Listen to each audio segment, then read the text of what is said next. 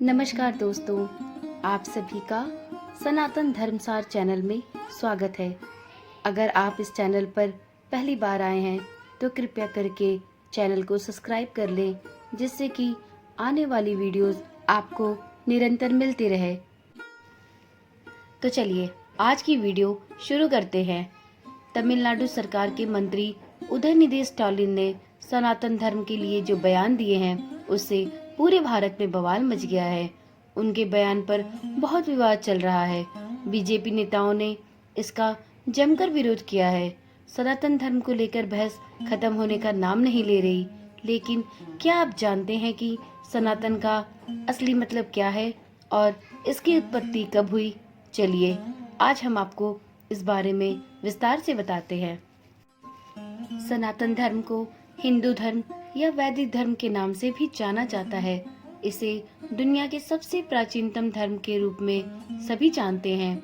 भारत की सिंधु घाटी सभ्यता में सनातन धर्म के कई चिन्ह मिलते हैं।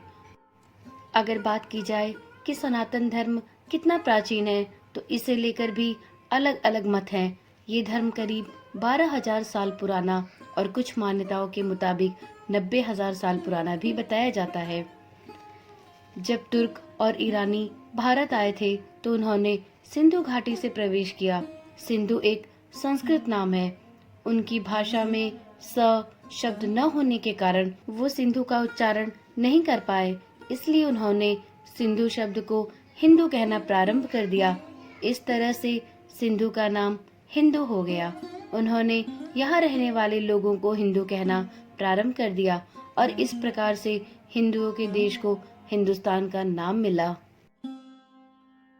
सनातन धर्म उस समय से है जब कोई संगठित धर्म अस्तित्व में नहीं था और क्योंकि जीवन जीने का कोई दूसरा तरीका नहीं था, इसलिए इसे किसी नाम की जरूरत नहीं थी। इसके बाद धीरे धीरे संगठित धर्मों का निर्माण हुआ। सत्य को ही सनातन का नाम दिया गया। सनातन शब्द सत और तत् से मिलकर बना हुआ है। सत का तात्पर्य है यह और तत् का तात्पर्य है वह। सनातन वो है जिसका आदि है और ना ही अंत है। सनातन धर्म को मानने वालों को हिंदू कहा जाता है। 19वीं सदी में और इसके बाद से सनातन धर्म का इस्तेमाल हिंदू धर्म को बाकी धर्मों से अलग एक धर्म के रूप में दर्शाने के लिए किया गया। सनातन धर्म विश्व के सभी धर्मों में सबसे प्राचीन धर्म है। परंपरागत वैदिक धर्म, जिसमें परमात्मा को साकार और निराकार दोनों रूपों में पूजा जाता है, ये वेदों पर आधारित धर्म है जो अपने अंदर कई अलग अलग उपासना पद्धतियां, मत, संप्रदाय और दर्शन को समेटे हुए है। अनुयायियों की संख्या के आधार पर ये विश्व का तीसरा सबसे बड़ा धर्म है। संख्या के आधार पर इसके अधिकतर उपासक भारत में हैं और प्रतिशत के आधार पर नेपाल में हैं। हालांकि इसमें कई देवी देवताओं की पूजा की जाती है, लेकिन वास्तव में यह एकेश्वरवादी धर्म है। ये धर्म अपने आप में इतना विशाल है कि इसमें से समय समय पर विभिन्न धर्म निकलते रहते हैं। कुछ पुरानी परंपराएं टूटती जाती हैं और कुछ नई जुड़ती जाती हैं। कुछ पुरानी मान्यताएं ज्यों की त्यों रहीं, तो कुछ मान्यताएं इसमें नई समाहित होती गईं। कुछ मिला, कुछ पुराना छूटता गया, कुछ पुराना यूं ही रहा तो कुछ नया जुड़ता गया। इन सब बातों को समझने से पहले सबसे पहले ये समझना आवश्यक है कि सनातन का तात्पर्य क्या है, सनातन का अर्थ क्या है। क्या है सनातन? वास्तव में सनातन का अर्थ होता है शाश्वत या हमेशा बना रहने वाला। सनातन अर्थात जो सदा से है, जो सदा रहेगा, जिसका अंत नहीं है और जिसका कोई आरंभ नहीं है, वही सनातन है। परमपिता परमात्मा ने ही सब मनुष्यों के कल्याण के लिए वेदों का प्रकाश सृष्टि के आरंभ में किया। इसे हम एक उदाहरण के माध्यम से बहुत ही सरलता से समझ सकते हैं। जैसे मान लीजिए, जब हम एक नया मोबाइल लेते हैं तो हमें साथ में एक दिग्दर्शिका अर्थात एक बुक मिलती है, जिसमें उसे उपयोग करने के लिए सारी आवश्यक बातें लिखी होती हैं कि आपको उसे कैसे प्रयोग में लाना है, किन चीज़ों से सावधानी बरतनी है, कैसे उसका उपयोग करना है। ठीक उसी प्रकार से जब उस परमेश्वर ने हमें ये मानव शरीर दिया, संपूर्ण सृष्टि हमें रच कर दी, तब क्या उसने हमें यूं ही बिना किसी ज्ञान व बिना किसी निर्देश के भटकने के लिए छोड़ दिया? जी नहीं, उसने हमें साथ में एक दिग्दर्शिका दी कि इस सृष्टि को कैसे जानना है, कैसे समझना है, इस सृष्टि में आकर अपनी जीविका का निर्वहन कैसे करना है इत्यादि। और ये दिग्दर्शिका कोई और नहीं, हमारे वेद है। हिंदू धर्म में, या यूं कहें कि विश्व में, केवल हिंदू धर्म ही ज्ञान पर आधारित धर्म है। बाकी सब तो किसी एक व्यक्ति के द्वारा प्रतिपादित किए गए हैं। इसलिए हिंदू धर्म ही सर्वश्रेष्ठ है और उसकी किसी से तुलना नहीं की जा सकती।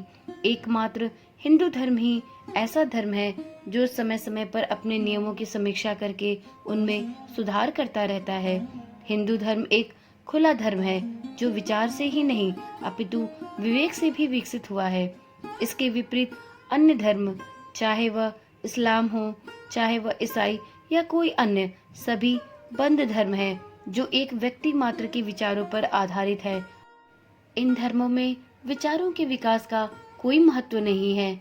यही कारण है कि इन धर्मों में विशेष आग्रह अथवा वैचारिक कट्टरता पाई जाती है। हमारे हिंदू धर्म, या यूं कहे कि सनातन धर्म, वेदों से चलता है। वेद का अर्थ है ज्ञान। वेदों में क्या है? वेदों में कोई कथा कहानी नहीं है। वेद में तिनके से लेकर परमेश्वर पर्यंत वह संपूर्ण मूल ज्ञान विद्यमान है जो मनुष्यों के जीवन में आवश्यक है। जैसे मैं कौन हूँ, मुझ में ऐसा क्या है जिसमें मैं की भावना है, मेरे हाथ, मेरे पैर, मेरा सिर, मेरा शरीर, पर मैं कौन हूँ, मैं कहाँ से आया हूँ, मेरा तन तो यहीं रहेगा तो मैं कहाँ जाऊंगा, परमात्मा क्या करता है, मैं यहाँ क्या करूँ, मेरा लक्ष्य क्या है, मुझे यहाँ क्यों भेजा गया है। इन सब का उत्तर तो केवल वेदों में ही मिलेगा। विश्व प्रसिद्ध रामायण व महाभारत आदि तो ऐतिहासिक घटनाएं हैं जिनसे हमें सीख लेनी चाहिए और इन जैसे महापुरुषों के दिखाए सन्मार्ग पर चलना चाहिए। इस प्रकार सरल शब्दों में अगर कहें तो रामायण, महाभारत और भागवत गीता हमारे सामने कुछ महापुरुषों के जीवन के उदाहरण प्रस्तुत करने के लिए लिखे गए हैं, परंतु वेद हमें किस मार्ग पर चलना चाहिए इस चीज को बताते हैं। सनातन धर्म का ज्ञान हमें वेदों से प्राप्त होता है और ये वेद 4 प्रकार के हैं: ऋग्वेद, सामवेद, यजुर्वेद और अथर्ववेद। ऋग्वेद में मुख्य रूप से औषधियों के बारे में विस्तार पूर्वक बताया गया है। ऋग्वेद के माध्यम से ही हमें चिकित्सा पद्धति के बारे में ज्ञान मिलता है। ऋग्वेद में च्यवन ऋषि को पुनः युवा करने का कथानक भी दिया गया है और औषधियों से रोगों का नाश करना भी समाविष्ट है। इसमें जल चिकित्सा, वायु चिकित्सा, सौर चिकित्सा, मानव चिकित्सा एवं हवन द्वारा चिकित्सा का भी समावेश है। सामवेद, इस वेद को संगीत शास्त्र का मूल माना जाता है। इसमें सविता, अग्नि और इंद्र देवताओं का प्राधान्य है। इसमें यज्ञ में गाने के लिए संगीतमय मंत्र हैं। यह वेद मुख्यतः गंधर्व लोगों के लिए होता है। इसमें मुख्यतः 3 शाखाएं हैं, 35 ऋचाएं हैं और विशेषकर संगीत शास्त्र का संपूर्ण समावेश इस वेद में किया गया है। अब बात करते हैं यजुर्वेद की। यजुर्वेद यज्ञ की असल प्रक्रिया के लिए गद्य मंत्र है। यह वेद मुख्यतः क्षत्रियों के मार्गदर्शन के लिए बनाया गया है। यजुर्वेद के एक मंत्र में बृहदारण्यों का वर्णन प्राप्त होता है।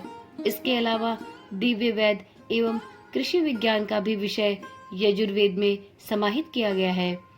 अब बात करते हैं अथर्ववेद की। अथर्ववेद में जादू, चमत्कार, आरोग्य तथा यज्ञ के लिए मंत्र हैं। यह वेद मुख्यतः व्यापारियों के लिए होता है। इन सभी वेदों के संकलन को धर्म ग्रंथ कहते हैं। हिंदुओं का धर्म ग्रंथ क्या है? विद्वानों के अनुसार वेद ही हैं हिंदुओं के धर्म ग्रंथ। वेदों में दुनिया की हर बातें लिखी हुई हैं।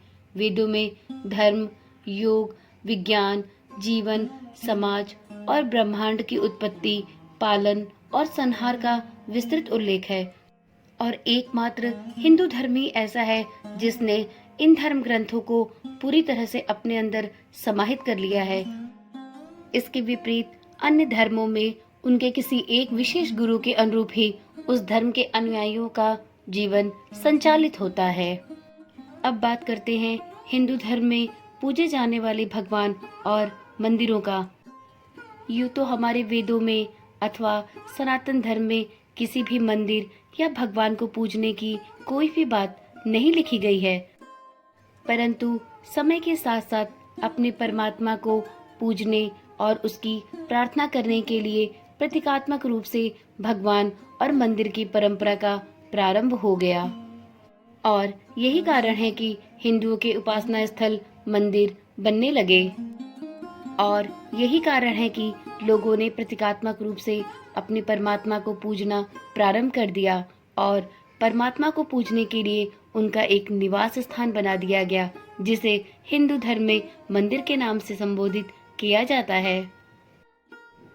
यह आराधना और पूजा अर्चना के लिए निश्चित की हुई जगह है, यानी जिस जगह किसी आराध्य देव के प्रति ध्यान या चिंतन किया जाए या वहां मूर्ति इत्यादि रखकर पूजा अर्चना की जाए, उसे मंदिर का नाम दे दिया गया।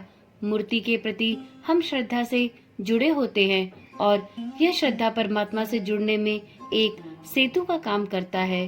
सारे धर्मों में यह श्रद्धा किसी न किसी रूप में मौजूद है, यह अटल सत्य है। हिंदू धर्म में भी पहले मूर्ति पूजा का कोई प्रचलन नहीं था। यह धर्म अद्वैतवाद और एकेश्वरवाद का समर्थक रहा है, किंतु ईश्वर तक पहुंचने में मूर्ति पूजा मार्ग को सरल बनाता है। हम एक मूर्ति को आराध्य मानकर उसकी उपासना करते हैं, उसे पुष्प आदि अर्पित करते हैं। इस प्रकार मूर्ति से ही सही एक लगाव महसूस होने लगता है।